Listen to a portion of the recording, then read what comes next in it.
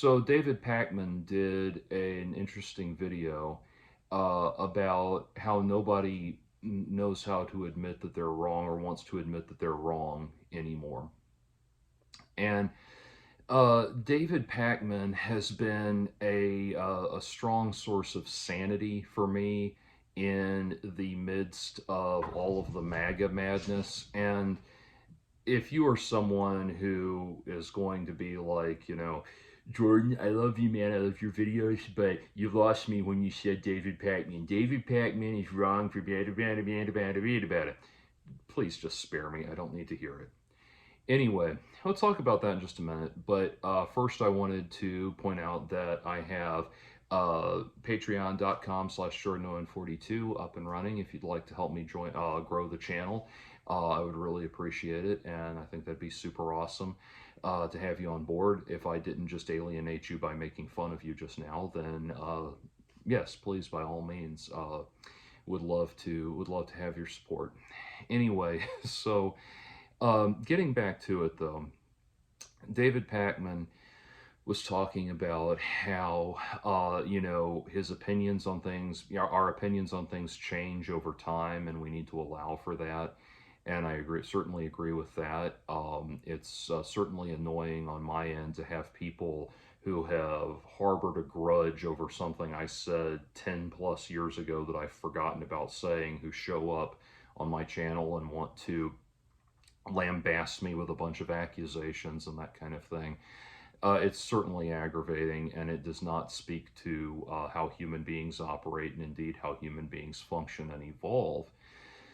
What's interesting to me is that I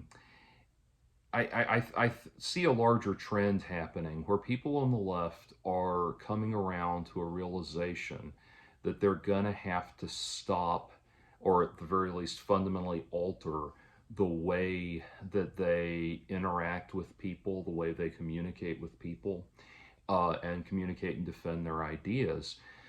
Because part of the reason, if we're being honest, a real big reason that people are afraid to admit that they're wrong anymore is because admitting you're wrong about one thing, or pointing out that somebody else is wrong about something, is a real great way to get dogpiled and lambasted with a tremendous amount of just vile, hateful rhetoric and accusations and that sort of thing. And right now, in the wake of Trump returning to the White House, the left is, I think, definitely, and people on the left are definitely doing some soul searching and definitely asking themselves some tough questions about how they ended up in this place where Donald Trump, a Trump presidency 2.0, was considered preferable to the current left. I'm not preferable to the people in the current left, preferable to continuing with the current left in power, that kind of thing.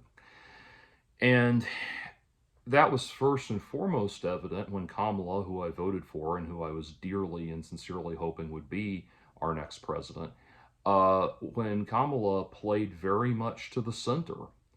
Downplayed in the extreme the trans advocacy, barely mentioning it except for when she was asked about it, downplaying all kinds of LGBT woke stuff. All of that went very much into the margins of her campaign, outside of a few true statements like that Trump would dial back things, would enact policies that would dial things back for various minority groups. That was very much put on hold throughout the campaign. And people, I think, are starting to realize that the left has been way, way, way too hateful and divisive. And somehow they're vaguely starting to learn the lesson that being hateful and divisive in the service of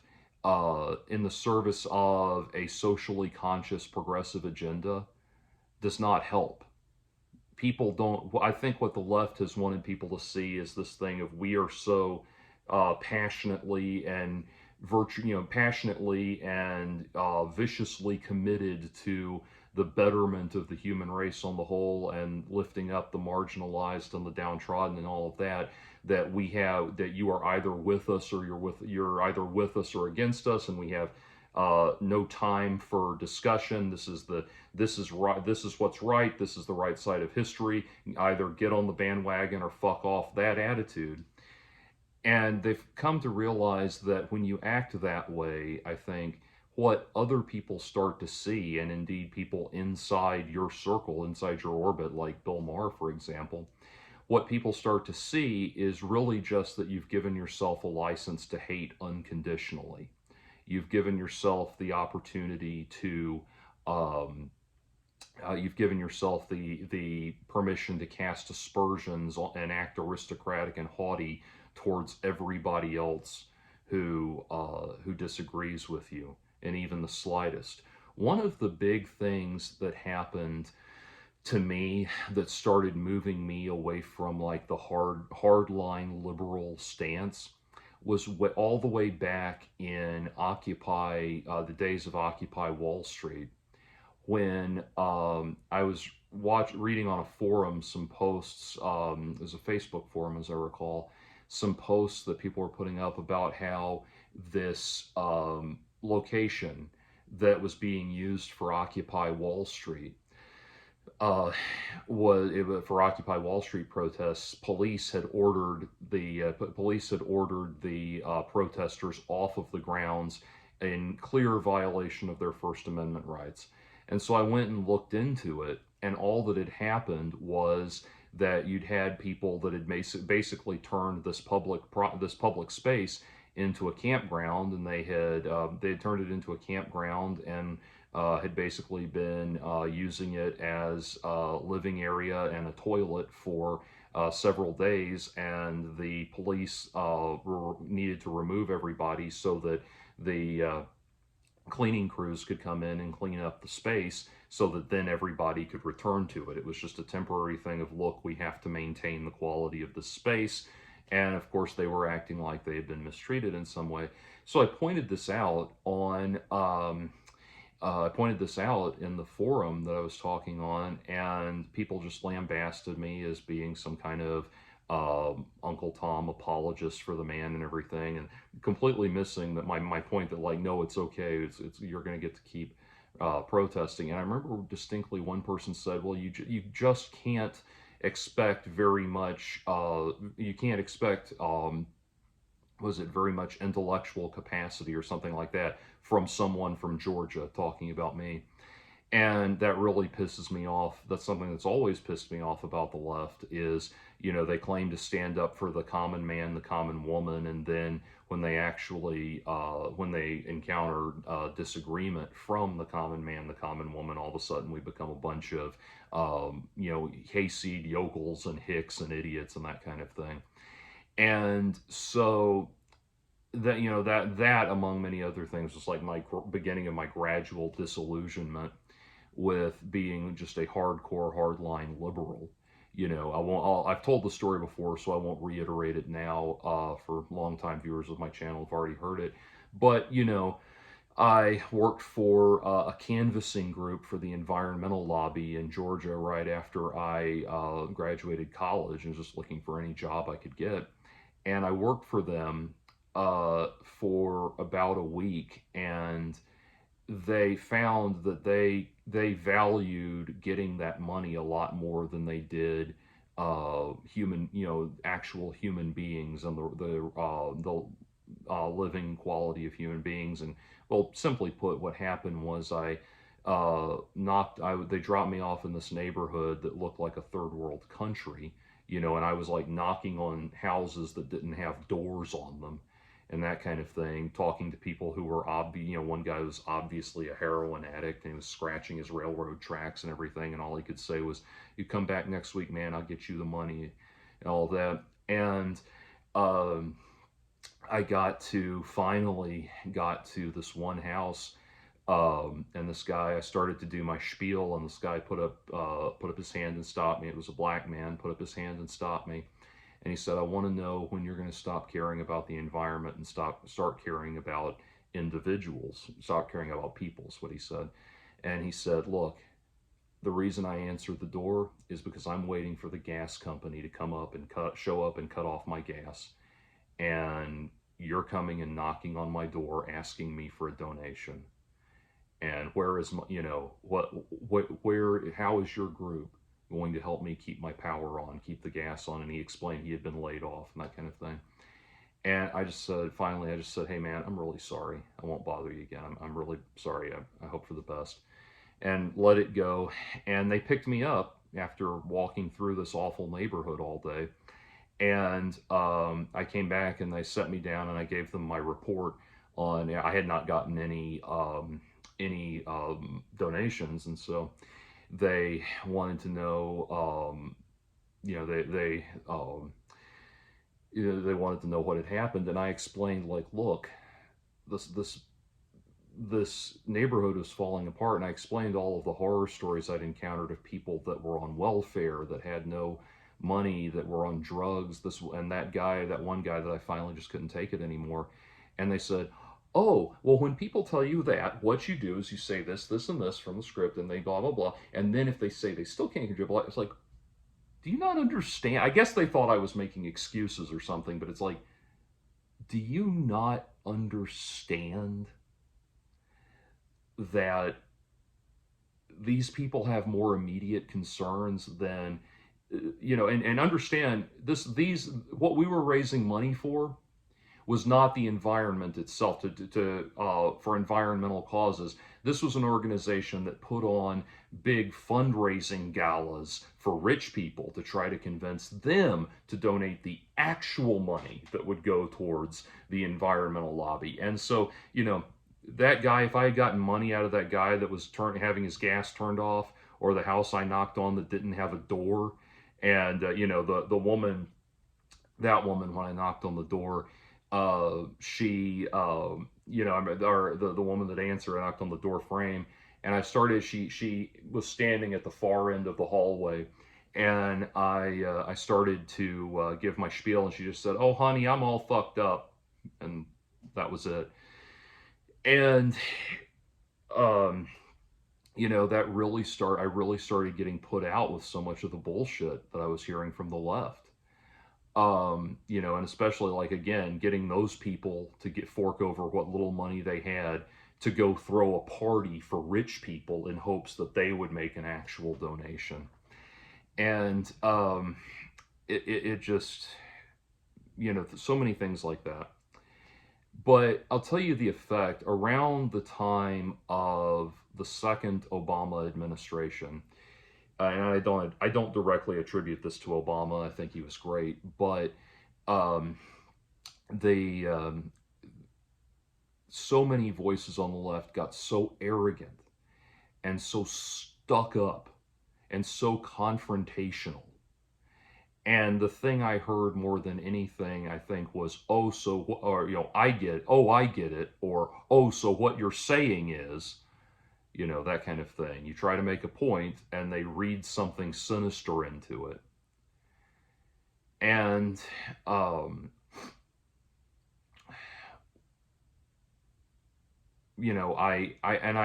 that trend continued all the way up into, I remember when the George Floyd riots were happening, and I expressed concern on Facebook that, about I had family that was living very close to one of the places where one of the riots happened, and somebody was speaking out, one of my friends was speaking out in support of the riots, saying the George Floyd riots, saying we were witnessing the next American Revolution. And and I commented that I was, I had my parents lived close to where one of the riots were happening, and I was trying to, I wanted to get them out of the area. And this other guy butts in and starts yelling at me, typing at me on Facebook, saying, oh, this motherfucker cares more about his parents than he does about racism in this country. And he was literally just started typing at me about how if he could have done it, he'd put a bullet in my brain himself, and he was just and he hoped that I died. He hoped that hoped that I got just all this hate and rage and all of that. And the left has got to admit that's finally admit that that is part and parcel of what it means to be on the left, just like the Proud Boys on the alt-right and the manosphere are part and parcel of what it means to be on the right nowadays. And so I think about, put it this way. I read in 2018, I read White Fragility by Robin DiAngelo, which really fucked with my brain, and was I've talked about my suicide attempt that came a year later, and one of the things that was, when you get to that point, your brain starts lying to you about depression. Depression starts lying to you. And one of the things that my brain was telling me was, thinking about white fragility and thinking that if I offed myself, I'd be doing the world a favor because there'd be one less white person in the world. And to be clear, there's nothing in white fragility telling white people to commit suicide, but she makes you feel so shitty for being white that your existence is just like a plague and a cancer on this earth, that you understandably start to put yourself into that mindset. But anyway, I read that book, and I remember as I was reading it, one of the things she says is it's better that rather than when you interact with a black person, you should not ask yourself, did racism happen? You should ask yourself, how did racism happen? And I remember as I was reading that book and thinking about that, one day I was standing in line at the self-service checkout at the grocery store. And you know how they do that thing where they have the self-service kiosks, and then there's the walkway between the kind of a thoroughfare between the checkout lanes and the shelves themselves for people to walk back and forth like this. And so when you don't occupy that walkway, you stand in the aisle facing the self-service checkout kiosks, and the line forms that way, right? Okay, so we're standing at this thing, and we're standing in line, and I'm the second to next person to go. So there's me, there's a petite black woman standing in front of me, and then we're waiting for the line to open, for the kiosks to open, and one of the kiosks open, and a woman, also a black woman, comes up and starts using one of the kiosks, and the woman in front of me starts going, ma'am, what, ma'am, and you're trying to get her attention. Very soft-spoken person. So I just said, ma'am, I said, excuse me, ma'am, there's a line. And she says, oh, I'm sorry. And she came and got in line behind me.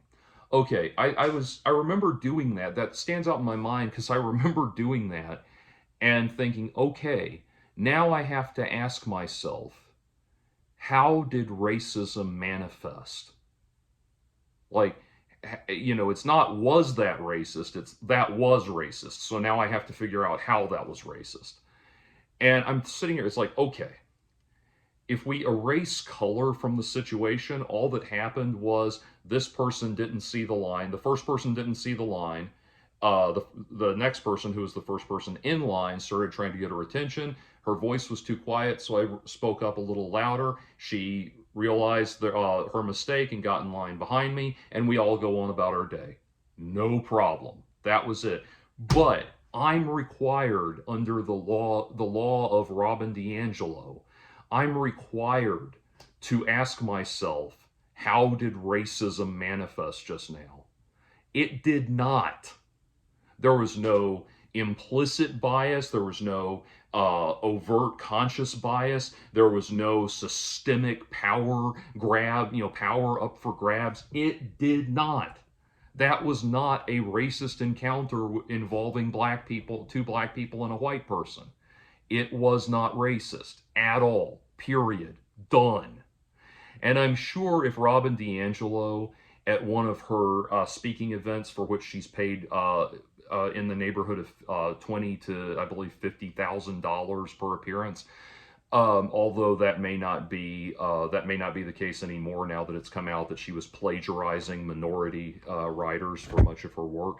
Um, but anyway, I'm sure if I presented that to Robin DiAngelo, she would not say, "No, you didn't do anything wrong. You don't need to worry about it." What she would say is something like, "Well, you should have considered how your size and the volume of your voice and your status as a white man allowed you to gain control over the situation in a way that women or the black women were not able to have, and you were the person who was the centralized authority in the situation." And so, and I'm sure, what I should have done in the Robin DiAngelo mindset, what I should have done was gone and gotten another black woman that worked for the store to come talk to that black woman.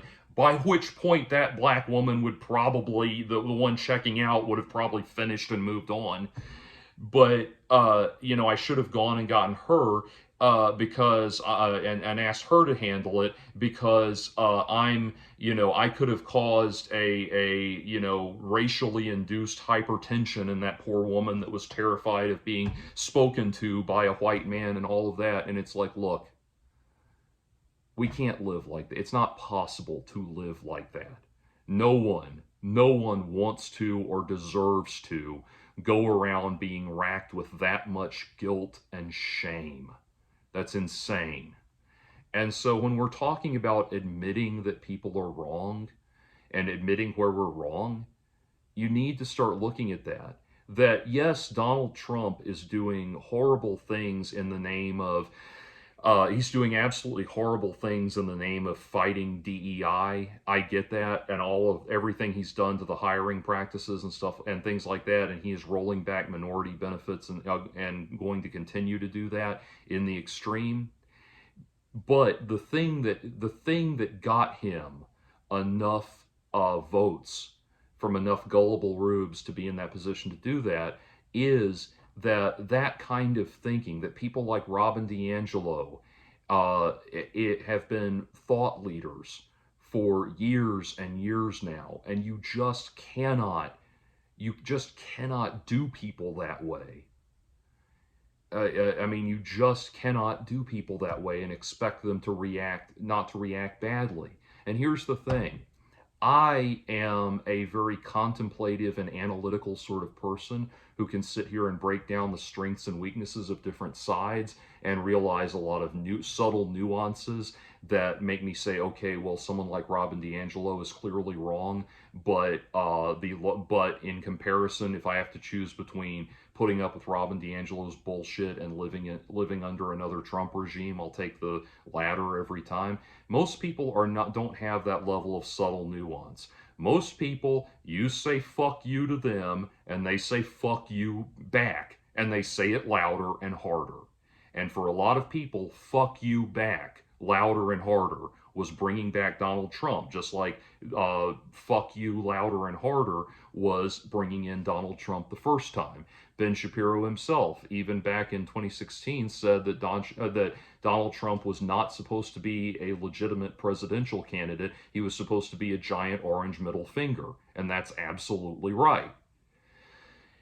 So, to think about like the lingering effects of that mindset, of having that mindset stomped into your brain repeatedly.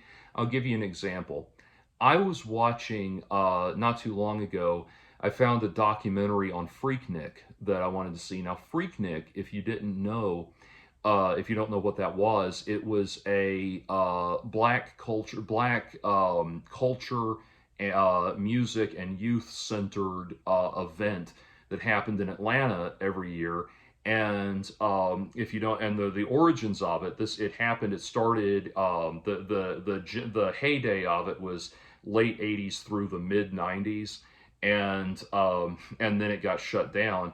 But what happened was Atlanta happens to be home to a number of HBCUs, historically black colleges and universities, aside from just having a huge black population in general.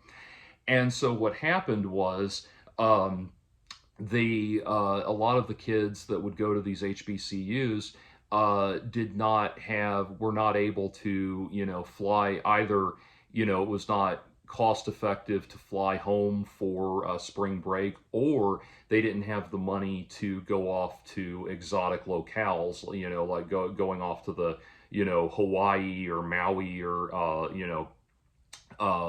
some coastal region of the country to have wild spring break time. So a group of enterprising black college kids got together and founded Freaknik, which was this kind of week-long spring break event for everybody was welcome, but it was primarily for the black community that featured food and music and artistry and live performance stuff and just community events. And it became this very popular black event every year for a long time. They tried to bring it back. It just wasn't the same. It's like when they tried to bring back Woodstock. It's just not the same. But I was interested because it was something that there's nostalgia. Even though my experience of Freaknik was limited to a couple of times we drove through the area, but and I remember when I was we moved to Mississippi when I was in starting junior high. So junior high and part of high school, I was in Mississippi, and I this one I remember describing it and to somebody, what it was like driving through Freaknik, and this one black kid overheard me and he said, "You went to Freaknik? Did you get that titty stuck in your mouth?" Like that's basically what Freaknik was like. Like it started out fine and then it just got wild out of control. Like, and you had like uh you know things that were shutting down the city. I'm getting off on a Freaknik aside here.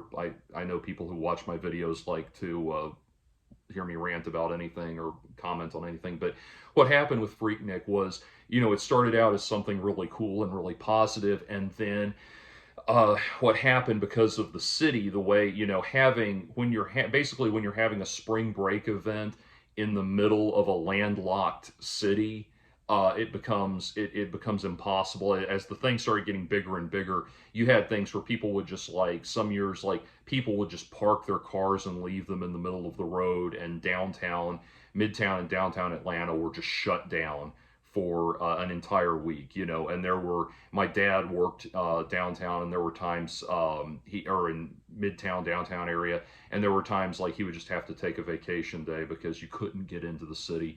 And so that's why they shut it down, also because crime was through the roof, and it would go through the roof during that time because you could not get enough law enforcement in there. You need to be able to get police and emergency vehicles in and out, and it just became impossible. And then also, like, in reference to that, did you get that titty stuck in your mouth thing? Yeah, there were like open displays of, sexual, what the police would call lewd behavior in public was becoming increasingly common.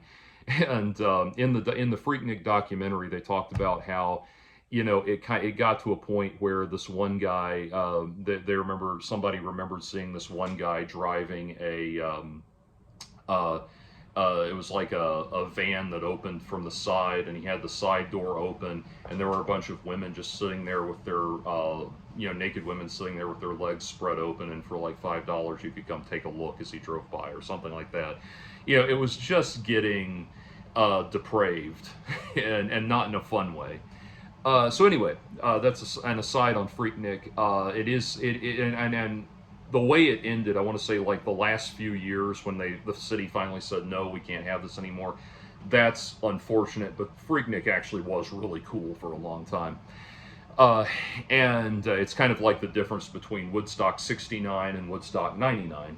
But anyway, the reason I brought up Freaknik is because I was watching this documentary, and this was like, I think, sometime recently, like towards the end of last year, that I was watching this documentary on streaming, And one of the not characters, one of the organizers was talking about, they interviewed the people now elderly who were the college organizers back in the 30 plus years ago, and they said that, or now middle aged I should say, but they were they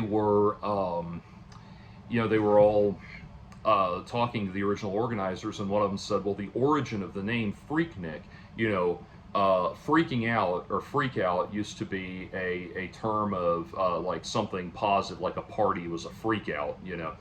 Sadly, the term has come back into popular usage after Puff Daddy's freak off parties and everything. But like a freak out or a freak was a term for a big wild party, and then Nick for Freaknik was picnic. It's a portmanteau of freak and picnic. And she said we shouldn't. She said now, and she says, like, that was the origin, even though we shouldn't use the word picnic anymore because we know where it comes from, and or we now know where it comes from. So I thought, well, this is interesting. So I went and looked it up, and the controversy. There's this claim, it is incorrect. It is not true. It has been wildly debunked. But there's this claim that the term picnic referred to was a slang word that came about during the era of lynchings in this country that was short for pick inward. And that is actually not true. The word picnic goes back to, dates back to French usage. At least I think it's French usage at least 300 years prior to the modern age, to modern day. And so, no, the word picnic does not mean that, and that's been widely debunked.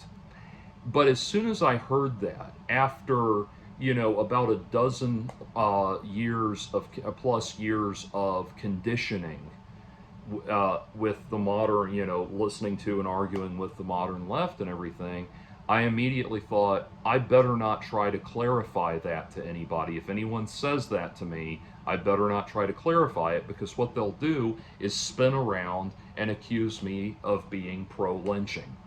Because that's what's weird. People's brains don't work anymore. If you say the word picnic is not a reference to lynching, people turn around and say, oh, so you must be pro-lynching.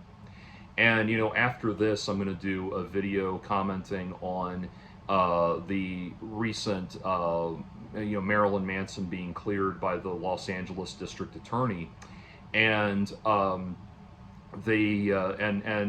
talking in that one about how if you say we went through about a dozen years here just recently in modern culture where if you had said the words, I don't think Marilyn Manson is guilty of rape, people would turn around to you and say, oh, so what you're saying is you're pro-rape. You want rape to happen.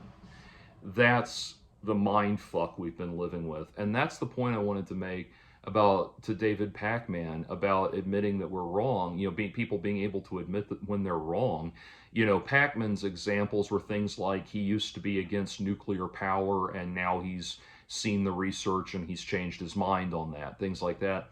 That's just, for someone who's firmly ensconced on the far left like David Pakman, or the relatively far left like David Pakman, yes, being against nuclear power and then shifting to being in favor of it, that's probably pretty significant within the far left circles that he occupies. But to the rest of us, the rest of us who are, I think, kind of taking a step back and looking at this thing that the modern left has metastasized into, just as we're having to take a look at this thing that the modern right has metastasized into, it doesn't mean very much. Now now what you need is the thing of, can you understand nuance?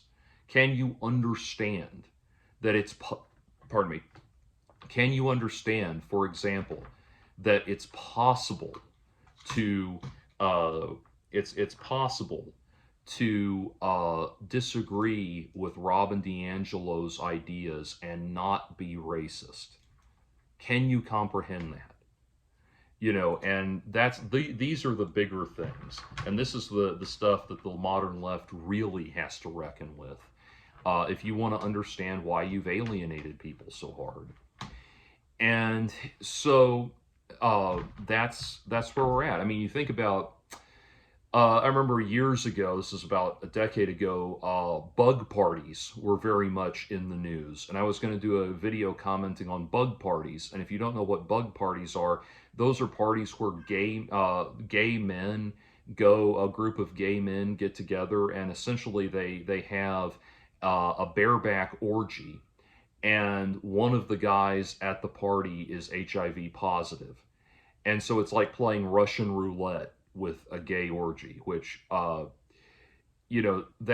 is absolutely insane, and it's part of what's known as bug chasing, where the there are men in the gay community who intentionally have unprotected sex with HIV positive men in hopes of getting themselves infected because they they believe that they apparently believe that that gives you like platinum status within the gay community or something like that. And I wanted to do a video commenting on it, but at the time I didn't do it because I thought, um, if I comment on this, people are going to call it homophobic. They're going to say, "Oh, so you hate gay people," and not not understanding that, like, no, being opposed to insanely self-destructive behavior is the opposite of being opposed to something. You know, you think about it this way, like, not too long ago, Tom Metzger, the avowed white supremacist and neo-Nazi, died. And I remember years and years and years ago, I saw when he was still active. I saw he was the founder of an organization called White Aryan Resistance, and their policy positions on things. One of their policy positions about homosexuality was that they were not going to take a strong stance on homosexuality whatsoever because they knew that, or they felt that AIDS would wipe them out. So that's the thing. If your attitude, if your attitude is in line with the goals of or is something that would facilitate the goals of a neo-Nazi group that wants to see homosexual promiscuity be the death knell for gays all over the world, then you might want to stop and check your priorities. But I really did stop and think, as I didn't do that video decrying bug parties because I thought I'll just get blasted for sounding homophobic. And because there's people that can't understand, that cannot understand if you criticize any facet of the gay community, no matter how beneficial your criticism would be to the gay community, they still can't comprehend it. And that's what we've got. That's what we have to do. More than just people getting comfortable admitting when they're wrong, we have to. People are going to have to step up and acknowledge that there's nuance and there's degrees of there's degrees of insight that they need from people that they don't always agree with, that they need to hear. And that's a very daunting thing. And that's what I wanted to rant about for a few minutes, and I don't have a way to or a good idea of how to close out this video, so we'll just do it.